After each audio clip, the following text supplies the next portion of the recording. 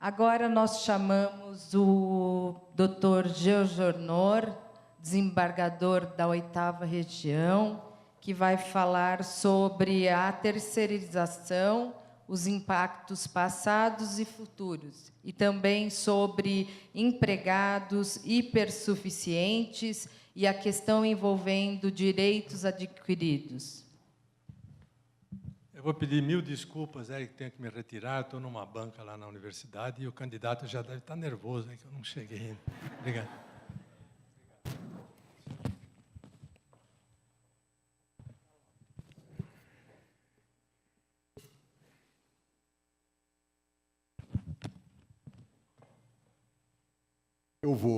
Bom dia, ainda. Eu vou cuidar desses dois temas, conforme foram anunciados, e quero iniciar agradecendo ao meu querido professor Cássio Mesquita Barros, que, quando eu fazia o doutorado aqui, foi quem me ensinou direito do trabalho, então o que eu aprendi é o que eu vou lhes dizer. Se não disser o certo, é porque eu não aprendi direito. E a doutora Ana Paula, eles é que me chamaram para vir lá com o meu cipó da minha terra para cá. Eu voltarei amanhã de manhã com outro cipó, que é o melhor meio de locomoção que a gente tem para sair do mato e depois voltar para ele, graças a Deus. E ao Sim de Energia, que promove este evento.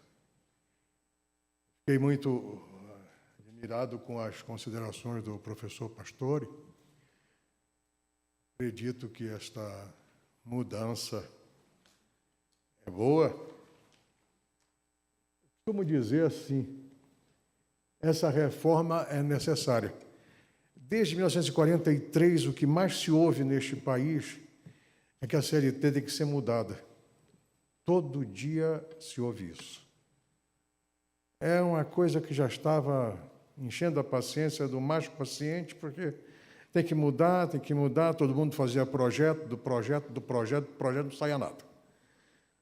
Eu disse um dia desses, acho que foi no Rio Grande do Sul, que fui para esse Cipó também. Fosse direita, fosse esquerda, fosse centro, fosse meio, fosse alto, fosse baixo, fosse direita, fosse de que lado fosse, alguém tinha que mudar alguma coisa. Então, vamos esquecer logo esse lado político, que não interessa para nós. Interessa o nosso dia a dia do que vai acontecer. Eu lhes confesso que eu não tenho a mesma alegria de dizer que vai ser bom para o empregado, para o trabalhador, como disse o ilustre professor Pastore. Não vai ser de todo ruim, mas não vai também ser nenhum paraíso. E também para as empresas não vai. É preciso que a gente saiba logo de pronto que a culpa da reforma, desta que está aí, tanto da reforma da lei, quanto da reforma da medida provisória, quanto a terceira reforma que vem, que é a reforma da medida provisória, que é a reforma da reforma, já tem quase 900 emendas. Estejam os senhores certos que isso não é culpa do trabalhador, isso não é culpa das empresas e também não é culpa da Justiça do Trabalho. Acredito que todos nós sabemos de quem é a culpa, mas desses três, com certeza, não é. Eu não vou dizer porque isso aí vai do coração de cada um e da inteligência de todos nós. Eu confesso que a minha inteligência é muito fraca. Agora, eu quero lhes começar falando de terceirização. E para falar de terceirização é preciso dizer, primeiro, que terceirizar significa quando um prestador de serviço disponibiliza um trabalhador que vai trabalhar sem vínculo com o tomador, mas com o fornecedor da mão de obra. É isso que é terceirização. 3 tipos de atividade podem ser terceirizadas. Bom, começou da Segunda Guerra para cá. Mas 3 tipos de atividade podem ser terceirizadas agora no Brasil. Atividade fim, atividade inerente, atividade meio. Atividade inerente é uma coisa que todo mundo esquece. E que há muito tempo eu venho defendendo que pode ser terceirizada. Nós estamos num ambiente do Sim de Energia. as empresas que fornecem energia elétrica, elas não fornecem o poste de energia elétrica. A colocação de poste é atividade inerente, mas não é atividade fim. Por isso que já se podia pensar em terceirizar a atividade inerente. Telefônica, a Oi, a Viva, a Claro, a Morto, a Escuro, seja lá quem for. A tarefa delas é colocar o telefone, isto aqui, para funcionar. É só isso. Se você quer um telefone, você compra em qualquer lugar. Aí você compra um desses. Pronto. É mais bonito. Quando se vai num shopping center e se vê a loja da Oi, da Claro, da Azul, da Verde, da Amarelo, aquela loja está fazendo atividade inerente. Isso já podia terceirizar. Agora pode a responsabilidade, pode formalmente, a responsabilidade continua sendo a mesma, subsidiária. Resta que o tomador saiba que empresa prestadora ele está contratando. Porque senão a Justiça do Trabalho vai ter que aplicar a 331, que a meu juízo foi recepcionada pela nova lei. Pequenos ajustes vão ter que ser feitos ali, mas não vai mudar muita coisa. Nós vamos ter que continuar aplicando ali. A Lei 6.019, que sempre cuidou de trabalho temporário e que agora vai passar a cuidar, está cuidando também de terceirização, porque foi uma coisa enfiada na lei, caiu de paraquedas na 6.019. No artigo 4º, começa a tratar disso, mas ressalva concurso público, que não pode terceirizar, porque se chegou até a dizer que concurso público ia ser terceirizado, e concurso público você não terceiriza, porque teria que mudar a Constituição da República. O mundo pratica terceirização, e o Brasil não podia ficar a reboque. No entanto, o que é importantíssimo tratar é saber que o salário do trabalhador terceirizado deve ser o mesmo salário do trabalhador efetivo. Mas isso é uma faculdade que as empresas têm. No Tribunal da 8ª Região, porém, nós temos duas súmulas da nossa jurisprudência, a súmula 8 e a súmula 52, que mandam aplicar a terceirizados o mesmo salário dos empregados da empresa. Então, alguma coisa vai ter que ser ajustada. E provavelmente essa jurisprudência nossa não vai alterar. Eu queria, até porque eu tenho um estudo sobre quarteirização, dizer que a quarteirização brasileira é uma quarteirização muito típica nossa.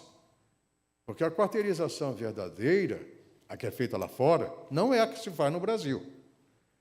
A quarteirização lá de fora é quando a empresa contrata uma outra empresa para administrar as suas terceirizadas.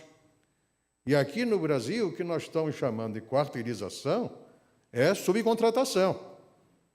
Eu contrato uma que vai contratar outra para fazer parte do trabalho. Isso não é, no rigor técnico do direito estrangeiro, não do direito nacional, mas do direito estrangeiro. Não é quarteirização.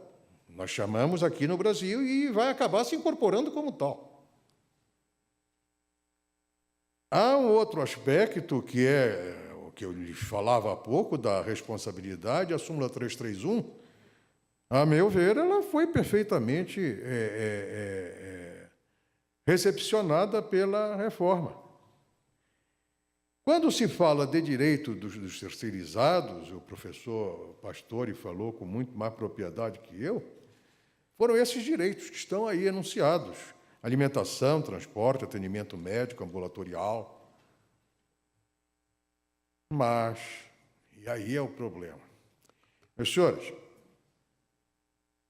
o Brasil tem grandes empresas, uma dúzia de grandes empresas, e tem milhões de, não são bem micro, não são bem mini, são de, não sei se... Estou tentando encontrar uma palavra que possa significar as grandes empresas, as grandes em quantidade empresas brasileiras, não são nem de porta,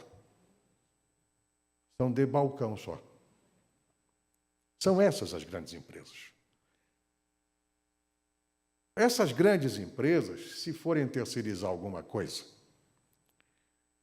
e a atividade será atividade fim, elas não têm alimentação para dar, porque não tem lugar para os empregados comerem. Essa é a realidade do Brasil. Nós não podemos ter a realidade de grandes empresas, porque a maioria não são grandes empresas. Há um lugar que a gente costuma ir, que até o pessoal brinca que é a Praia de Paulista, que é shopping center. Eu adoro shopping center, mas às vezes eu fico parado na porta da loja, olhando e vendo aquelas moças com um sorriso nos lábios, querendo empurrar uma camisa preta para quem quer comprar uma camisa branca, porque tem que ganhar a comissão. Mas a gente sabe, tem perfeita noção de que aquela pessoa ali não vai poder sentar. Os senhores já experimentaram ficar 8 horas em pé? Não é mole. Trabalhar no norte do Brasil é diferente do que trabalhar no sul. Distância no Brasil é diferente do norte, do nordeste, e quando eu falo sul, é sul, sudeste e centro-oeste. Esse é um Brasil. É o nosso aqui. O do norte é o meu, é o do mato. E o do nordeste é o da seca. São 3 países num só, não tem nada de igual. Mas nós temos que engolir uma única legislação para os 3. É difícil isso. Porque nós conhecemos o Brasil, a maioria de nós conhece de ouvir dizer. Eu ouvi dizer que é. Eu ouvi dizer que açaí se bebe com granola. Meu Deus do céu! Açaí não se bebe com granola. Aliás, açaí não se come como comem. Açaí se bebe ou cru, ele próprio, numa tigela, ou com fio de tapioca. É, gente, porque, veja... não é mole. Me ofereceram um dia desses aqui na PUC, eu estava dando uma aula lá e me ofereceram açaí. O senhor quer comer um pouco? Eu disse, hein? Comer. Aí a moça me trouxe um negócio. Aí digo, está na hora da refeição aqui na obra? Porque, sabe, era uma coisa estranha. Aí ela disse, não, isso aqui é açaí, o seu açaí. Quem gosta de vodka tem uma Absolute de açaí. Eu já bebi. Agora, tem açaí colorido, é açaí cor-de-rosa. Vendem na Polônia. Tem um shopping em Varsóvia que eles vendem açaí. E o cara queria que eu bebesse açaí. Não, beba, que é gostoso. Eu digo, não vou beber. Mas não sou doido. Ora, o que eu quero lhe dizer com isso? Eu quero lhes dizer que a terceirização vai acabar gerando esse conflito. O trabalhador da terceirizada vai ser o cara que vai beber o açaí com granola. Ele não está acostumado. Nós não podemos querer comparar as pequenas empresas, as microempresas, as mini-empresas com as grandes empresas, que não têm essas condições todas, não têm ambulância. Gente, pelo amor de Deus, não tem ambulância pública. O povo está aí. Não tem ambulância pública. Se você chamar, a ambulância não chega. Chame o carro da funerária, que é mais fácil, porque o atropelado já morreu. É assim, a gente sabe. Assalto, foi assaltado, vai se queixar para quem? Vá para o confessionário, confesse que você foi assaltado, pronto. O máximo que vai fazer é rezar um Pai Nosso de penitência, porque não tinha mais dinheiro no bolso para dar para o assaltante. São proibidas atividades extracontratuais. Bonito no discurso, inútil na prática. Vai haver quarentena. Há uma mania estranha agora de se fazer quarentena. A terceirização tem 2 quarentenas. O empregado sai, mas não pode voltar como sócio de outra, de uma contratada. E o empregado sai, mas não pode voltar terceirizado. Está lá, tem 2 artigos que cuidam disso. Gente, para que isso? O cara vai ficar 18 meses desempregado, porque são 18 meses de quarentena. Vai ficar 1 ano e meio no Hora Veja. Quem vai pagar a comida? Porque nós temos que converter isso em salário. Salário é comida. Saco vazio não fica. É importante uma coisa que a gente tem que meter na cabeça. Bancário é bancário, nem toda atividade em banco é de bancário. Até porque nós não conseguimos ainda equiparar caixa eletrônico ao caixa humano. Eu não duvido que um dia vai ter reclamação de caixa humano para se equiparar a caixa eletrônico. Eu não duvido. Espere que vocês verão. O que eu queria te falar de terceirização é isso, senão meu tempo acaba. E queria lhes falar de empregado hipersuficiente. Primeiro, uma ilustre professora daqui de São Paulo me mandou um livro dela, onde ela fez uma classificação de empregados. Ela classifica a professora Tereza Narras, daqui de São Paulo, que é também magistrada do trabalho. E a Tereza fez uma classificação que eu achei muito interessante. O desqualificado, o qualificado e o autônomo. Autônomo é o autônomo, que não é autônomo, mas que passou a ser. O qualificado é esse hipersuficiente. E o desqualificado é o resto. É o seletista comum. Um amigo nosso disse, não, mas essa classificação não é correta, porque do lado da economia, hipossuficiente é uma coisa e desqualificado é reduzir o trabalhador a nada. Mas a intenção não foi essa. Foi dizer que desqualificado é aquele regido pela CLT, o comum, o ordinário. É como a lei ordinária, que a gente muda com mais dificuldade, talvez, do que se muda a Constituição no Brasil. A nossa Constituição é rígida, viu? Alguns não sabem que ela é rígida, na classificação, embora tenha mais de 100 emendas, mas isso é só um pormenor que não vai ao caso. Então, vejam, nós temos agora esse trabalhador qualificado que o artigo 444, parágrafo único, define o que é. Possui curso superior, todo mundo possui hoje em dia. O Brasil é o país de doutor, nós precisamos de técnico de nível médio, mas todo mundo é doutor. Quer dizer, doutor, D-O-T-O, acento circunflexo. Mas todo mundo tem curso superior, porque é a coisa mais fácil que tem. No meu tempo, você fazia concurso de vestibular. Hoje em dia, você agenda a data. E depois, aí você no dia não pôde comparecer, mas você recebe o aviso, olha, as aulas começam amanhã. É porque você passou online. Tem um salário diferenciado. Hoje, esse salário seria de R$ 11.062,62. Minha gente, desculpe, mas eu fui fazer uma pesquisa e o salário médio do empregado médio, de nível médio, de uma grande empresa em São Paulo, varia em torno de 20 a 25 mil, aqui em São Paulo. Vamos ver, mas 11 mil não é hipersuficiente de coisa nenhuma. Mas é querer olhar para a minha cara e me chamar de otário. Vai se reger por um acordo individual específico. Vai porque não tem outra saída. Ou então não consegue um emprego de R$ 11.062,62. Teremos um problema. A cada vez que mudar o teto da Previdência, esse valor se altera. E, em consequência, a condição do hiper pode virar hipo. Vai ser um buraco, né? Nós vamos, toda vez tem que correr. Quanto é que ficou agora? Ficou 11.063, 62,63 centavos. Tem um centavo a mais, não pode mais. Este é um problema. E vai aplicar o 611A da reforma, da CLT, trazido pela reforma, pela via individual, que não pode. Porque o artigo 5º, 36 da Constituição fala em acordo e convenção coletiva, não fala em acordo individual. Então você está por acordo individual querendo entrar num campo que está ali restrito, sob reserva constitucional, à norma coletiva.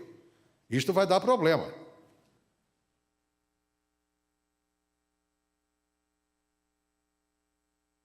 Nessa linha, o acordo individual não pode prevalecer sobre o acordo coletivo. Não existe isso. Isto é inconstitucional. Já tem no Supremo umas 5 ou 6 ADINs questionando. A maioria está questionando a contribuição sindical.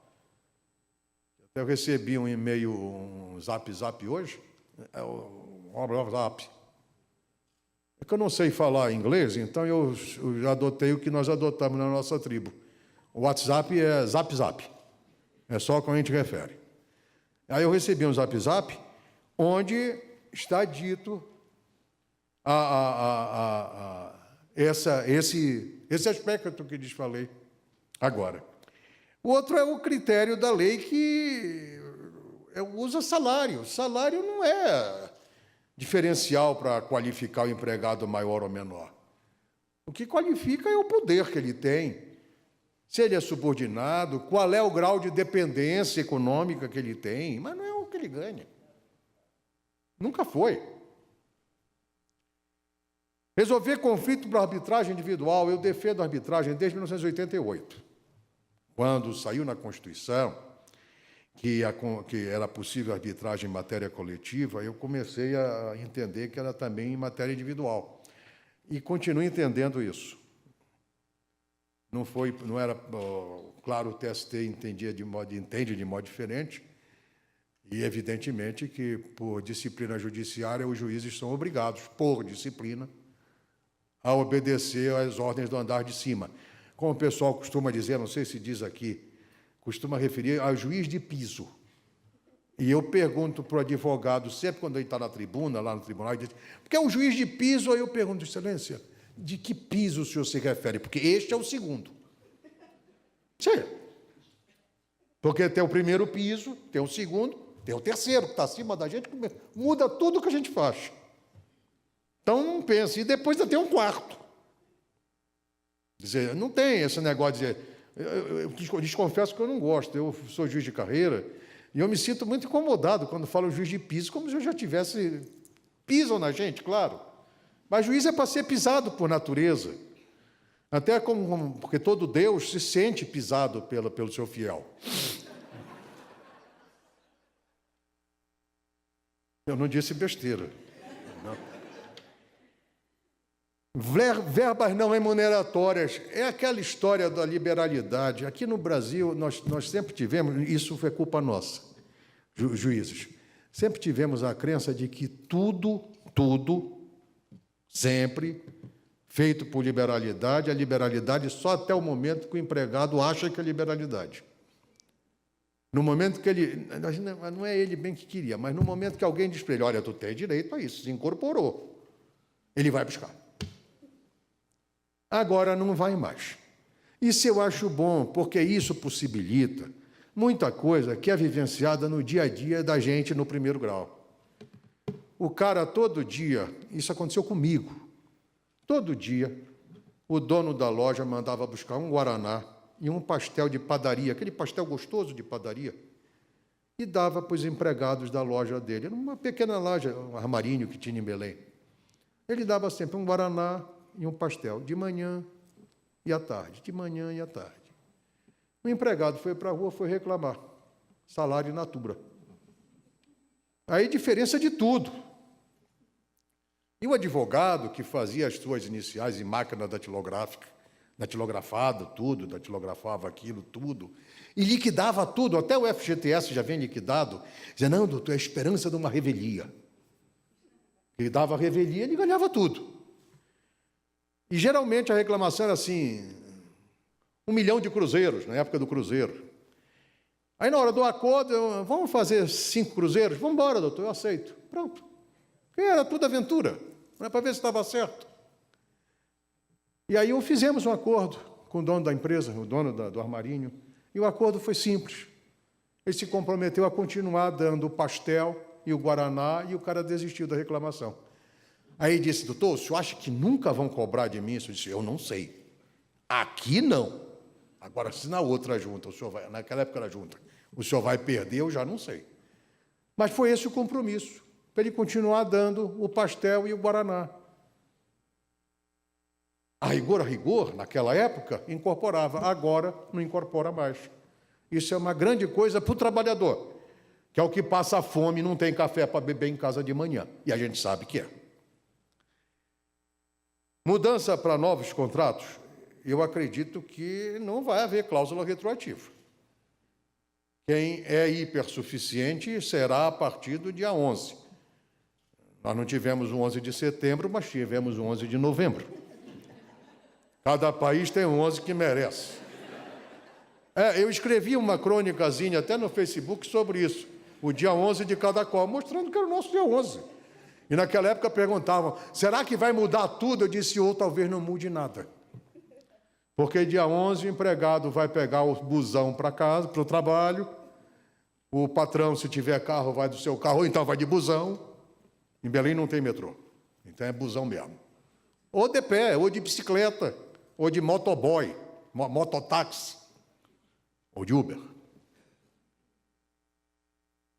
Gente, eu acredito que seja isso que eu queria dizer, mas queria, sobretudo, dizer aos senhores que são empresários e advogados de empresas, e não sei se tem alguém de sindicato de trabalhadores, ou advogado de trabalhadores aqui, mas há uma palavra nesta lei que me preocupa muito, muito. O artigo 611-B tem um advérbiozinho ali enfiado entre vírgulas, que não tem sido lido com a atenção que merece e ele é extremamente perigoso. Não sei para que lado é o perigo, viu? É o advérbio exclusivamente. Lá está dito assim, é objeto ilícito do acordo ou da convenção coletiva de trabalho a supressão ou redução dos seguintes direitos. Ou seja, é proibido suprimir ou reduzir os seguintes direitos. Só que a redação não é essa que eu lhes disse. A redação é: constitui objeto ilícito da convenção coletiva ou do acordo coletivo de trabalho exclusivamente a supressão ou a redução dos seguintes direitos. Eu queria que, quando os senhores tiverem um tempo, se puderem, leiam, por favor, esse caput do 611-B com o exclusivamente e sem o exclusivamente e vejam o resultado. Depois deem uma olhadela no parágrafo 2º e no parágrafo 4º do artigo 611-A e verifiquem o que está dito lá. Cláusula compensatória. Aí coloquem a cabeça no travesseiro, tenham uma boa noite, se conseguirem acordar no dia seguinte tranquilos, parabéns. Muito obrigado.